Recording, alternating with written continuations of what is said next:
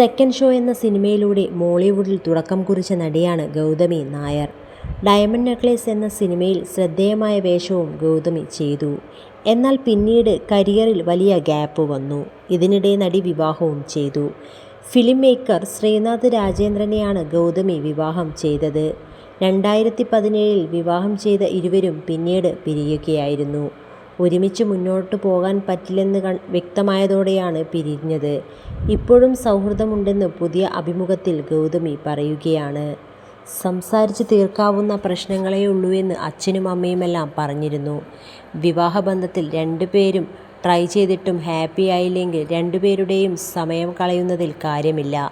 Move on ചെയ്ത് മറ്റൊരാളെ കണ്ടെത്തുന്നതിലും കുഴപ്പമില്ല. ഞങ്ങൾ തമ്മിലുള്ള പ്രശ്നം എന്തായിരുന്നുവെന്ന് വീട്ടുകാർക്ക് ഇപ്പോഴും അറിയില്ല. ഇപ്പോഴും നിങ്ങൾ നല്ല സുഹൃത്തുക്കളാണ്. എന്തിനാണ് പിരിയുന്നതെന്ന ചോദ്യം വന്നു. ചില സമയത്ത് പിരിയാൻ പ്രശ്നങ്ങൾ വേണ്ടല്ലോ. ജീവിതത്തിൽ ഞങ്ങൾ രണ്ടുപേർക്കും വേണ്ട കാര്യങ്ങൾ വ്യത്യസ്തമായിരിക്കും. രണ്ടുപേർക്കും അധികം പ്രായമില്ലായിരുന്നു. സുഹൃത്തുക്കളായിരിക്കുന്നതാണ് നല്ലതെന്ന് തോന്നി.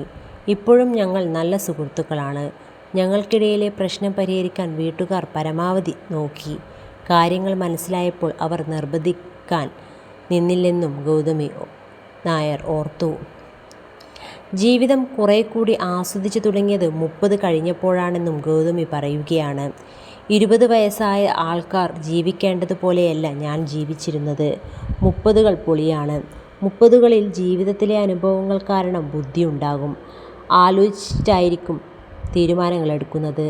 നല്ല രീതിയിൽ ലൈഫ് ചോയ്സുകൾ എടുക്കുമ്പോൾ ഭാവി നന്നാവും. ഏറ്റവും അവസാനം ഫഹദുമായി സംസാരിച്ചത് ഫഹദിൻ്റെ കല്യാണത്തിൻ്റെ അന്നാണ്. എല്ലാവർക്കും അവരവരുടെ തിരക്കുകളും ജീവിതവും ഉണ്ടാകും. ജീവിതത്തിലെടുത്ത തീരുമാനങ്ങൾ തെറ്റായെന്ന് തോന്നിയിട്ടുണ്ട്. അത് തിരുത്താറുമുണ്ട്. സിനിമ ചെയ്താലും പഠിത്തം കളയരുതെന്ന് അമ്മയായിരുന്നു പറഞ്ഞത്. വെറുതെ ഇരിക്കുമ്പോൾ പഠിച്ച് സ്വയം പര്യാപ്തത നേടാൻ പ്രോത്സാഹിപ്പിച്ചത് കുടുംബമാണെന്നും ഗൗതമി പറഞ്ഞു.